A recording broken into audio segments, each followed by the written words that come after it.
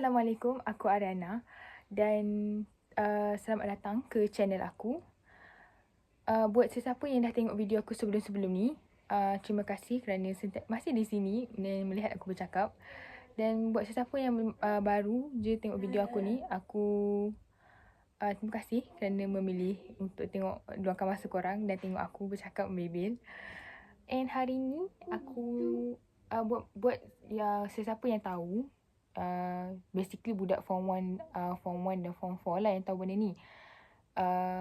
Result PKSK baru je keluar, which is hari ni 26 hari bulan 12.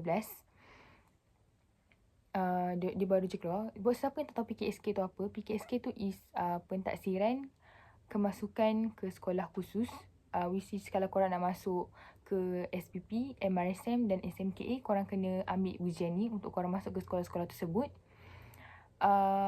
Dan untuk form 4, dia dari sekolah dia nak ke MRSM atau SGP, dia kena ambil ujian tu juga. Dan untuk form 1 yang budak darjah 6, dia nak masuk ke sekolah menengah, dia kena ambil juga ujian tu untuk dia masuk ke sekolah menengah. Sekolah khusus lah.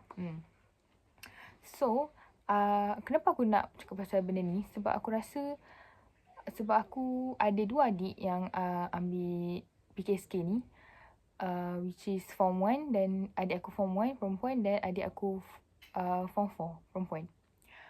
Jadi kita orang semalam, actually pukul 12, tepat je masuk 26 Disember pukul 12 dah boleh access dah portal tu.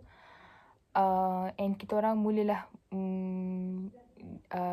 menggunakan gadget-gadget masing-masing dan buka portal tu. Aku buka lah laptop aku, handphone masing-masing semua aku buka. Semua masing-masing buka handphone sebab nak tengok keputusan. And keputusannya, Alhamdulillah, adik aku yang form 1 tu dapat ke sekolah yang dia nak. Tapi adik aku yang form 4 tu tak dapat, tak ada rezeki. So, tapi itu bukan yang aku nak ulas. Aku nak ulas berkenaan tahniah untuk adik-adik di luar sana. Akak nak cakap macam tu sangat je. Padahal diri sendiri pun masih tak ada apa-apa lah. Apa aku cakap ni, tapi begitulah. Apa yang aku nak cakap ni, tahniah buat sesiapa yang dapat ke sekolah yang korang nak. Mesti korang happy kan? Alhamdulillah, jangan lupa untuk bersyukur. Dan buat siapa yang tak dapat, jangan give up. Jangan rasa diri korang tak cukup. Jangan rasa kenapa orang lain boleh buat, kenapa aku tak boleh buat.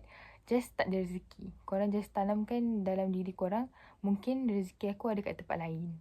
Jangan rasa give up nak belajar. Jangan rasa macam, alah, aku ni benda kecil macam ni pun aku tak boleh nak buat. Jangan rasa macam tu. Okay, just rezeki korang belum sampai lagi. Maybe rezeki korang kat tempat lain. Maybe rezeki korang masuk SPM nanti, tak tahu. Sebab sekarang ni kat mana-mana pun boleh belajar. Bukan dekat MRSM, bukan kat SPP je boleh belajar. Bukan budak-budak yang kat SPP, MRSM je boleh berjaya. Budak yang SMK pun boleh berjaya juga. Walaupun macam orang macam pandang macam budak SMK ni macam bukanlah cakap kurang, macam tidak diberi macam perhatian sangat. Aku pun ni SMK tau. Aku pun SMK juga.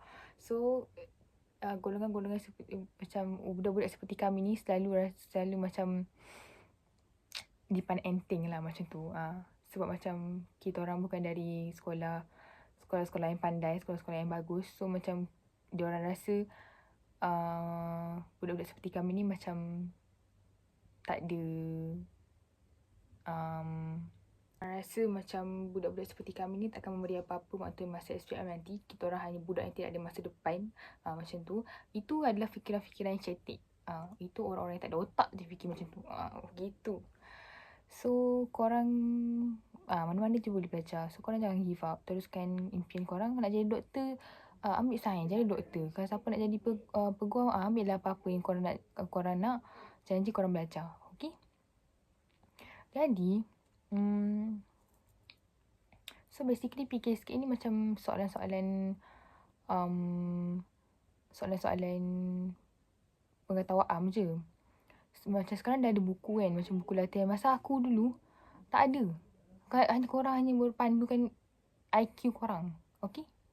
Tapi sekarang dah mudah. Dah ada buku. Masa adik aku sebelum dia buku PKSK tu, dia siap buat latihan. Dia buat ulang kaji. Masa aku dulu tak ada apa-apa. Korang carilah kat Google ke. Memang macam kurang benda-benda macam ni. Kurang soalan-soalan PKSK ni. So aku pun pergilah ke tempat pengambilan ujian tu dengan fikiran yang berlandaskan IQ aku yang tidak seberapa ni. Aku pergilah. So, tapi Alhamdulillah dapat. Aku macam terkejut juga. Tapi, itulah. Bertahannya tidak lah. Tapi maybe Allah ada something yang lebih baik untuk aku. So, yeah. Jadi, aku rasa itu je yang aku nak cakap setakat ni. So, kalau korang suka video aku, jangan lupa like. And kalau korang ada suggestion video yang nak aku buat, jangan lupa komen.